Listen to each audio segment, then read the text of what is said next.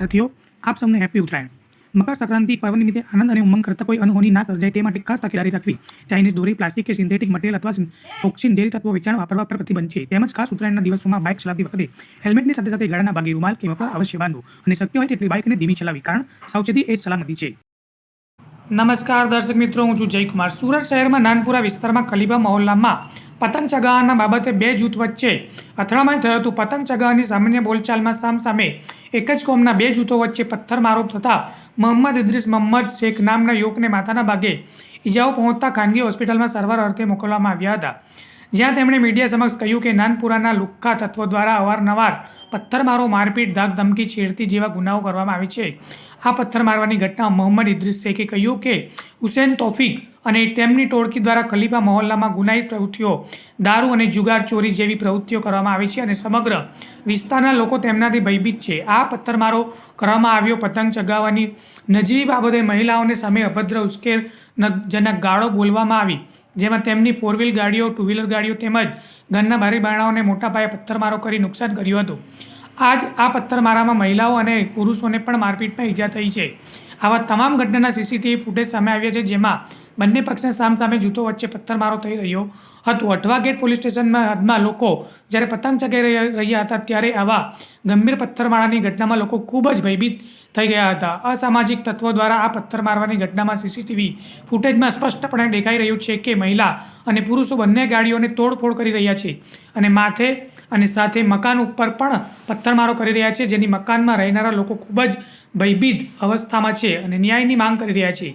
Reporter Sunil ગાજાવાલા, Surat.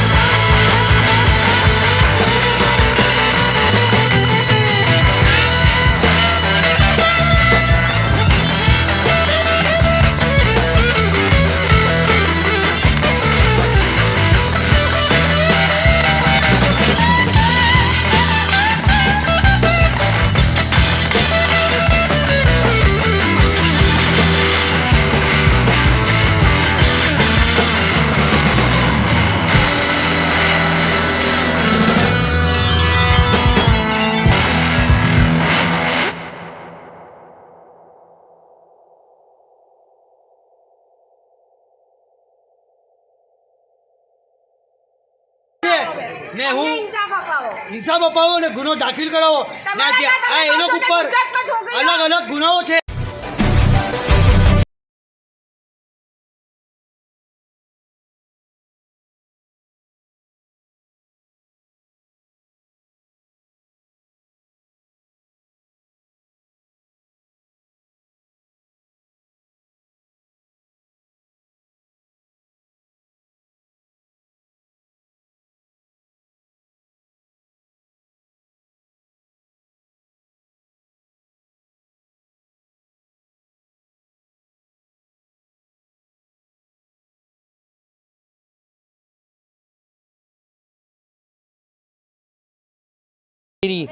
આ સાહેબ લુખાઓ છે, આખી રાત બેસીને એ લોકો જુગાર રમે છે, દારૂના અડ્ડાઓ ચલાવે છે.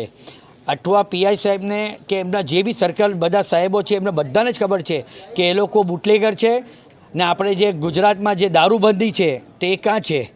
કેમ કે એ લોકો આજે બી જુગાર ચલાવે છે, આજે બી દારૂનો ધંધો કરે છે. આજે ખુલ્લી નાંગી તલવારો લઈને અમારા ઘરમાં હુમલો કરવાનો આવ્યો.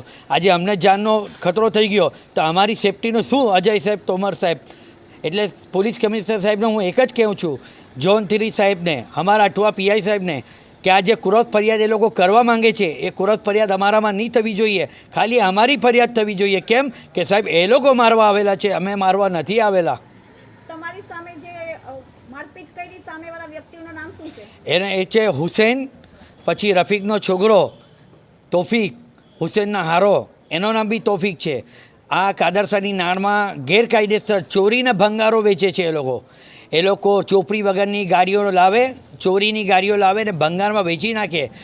એટલે આ કાદરસાની નાળના ને તાકપુરાની મસ્જિદ, ચાંદ જુબેદા મસ્જિદ પાસે એ લોકો આખો દિવસનો અડ્ડો જ છે. આવતી જવતી મા બહેનોને છેરે છે, રાતના 3-3 વાગ્યા સુધી તાપી કરે, નાંગી ગાણો બોલે. આજુબાજુવાળા વિસ્તારો મુસ્લિમ ભાઈ, હિન્દુ ભાઈ બધા કંટાળી ગયેલા છે, પણ એ લોકોને પહોંચી નથી વળતા. કેમ? તમે પોલીસ ફરિયાદ કરી છે? અમે પોલીસ ફરિયાદ કરી. મારી વાઈફ હમણાં અઠવા પોલીસ સ્ટેશનમાં જ છે.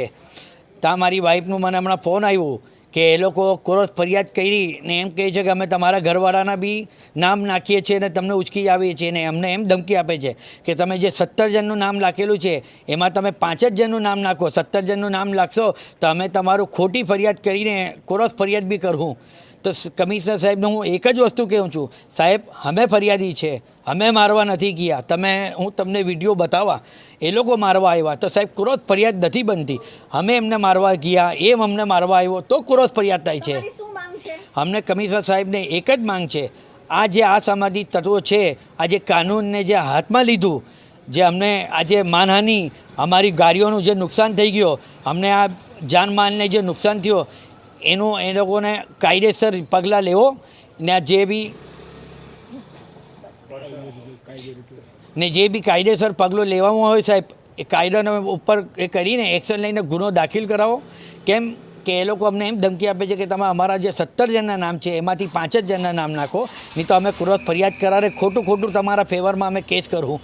એટલે કમિશનર સાહેબને એક જ વસ્તુ કહું છું, સાહેબ અમે મારવા નથી ગયેલા, તમે તો ક્રોસ ફરિયાદ થાય છે. અમને કમિશનર સાહેબને એક જ માંગ છે, આ જે અસામાજિક તત્વો છે, આ જે કાનૂનને જે હાથમાં લીધું, જે અમને આજે માનહાનિ, અમારી ગાડીઓનું જે નુકસાન થઈ ગયો, અમને આ જાનમાલને જે નુકસાન થયો એનું એ લોકોને કાયદેસર પગલાં લેવો ને જે બી કાયદેસર પગલું લેવામાં હોય સાહેબ એ કાયદાના ઉપર એ કરીને એક્શન લઈને ગુનો દાખલ કરાવો. કેમ કે એ લોકો અમને એમ ધમકી આપે છે કે તમે અમારા જે 17 જણના નામ છે એમાંથી 5 જ જણના નામ નાખો, નહીં તો અમે ક્રોસ ફરિયાદ કરારે ખોટું તમારા ફેવરમાં અમે કેસ કરું. એટલે કમિશનર સાહેબને એક જ વસ્તુ કહું છું, સાહેબ અમે મારવા નથી ગયેલા, તમે અમારા ત્યાં સીસીટીવી કેમેરા લાગેલા છે, અમારા ઘરના સામે બી લાગેલા છે. એ લોકો જ નાંગી તલવારો, પાઇપના ફટકાઓ ને અમારા ત્યાં નુકસાન સાહેબ એ લોકો કરવા આવેલા, અમે નથી ગયેલા છે.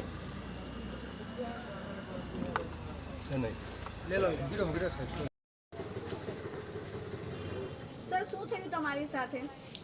અમારા સાથે આજે એવું બનાવ બન્યું, આજે ઉત્તરાયણ હતી તો અમે ટેરેસ પર પતંગ ચગાવવા ગયા હતા. બાજુના ટેરેસવાળાએ અમારા ત્યાંના ઘરની મા બહેનોને છેડી. અમે એમને કહેવા ગયા તો ઉપર ધાબા પરથી એ લોકોએ પથ્થર માર્યા.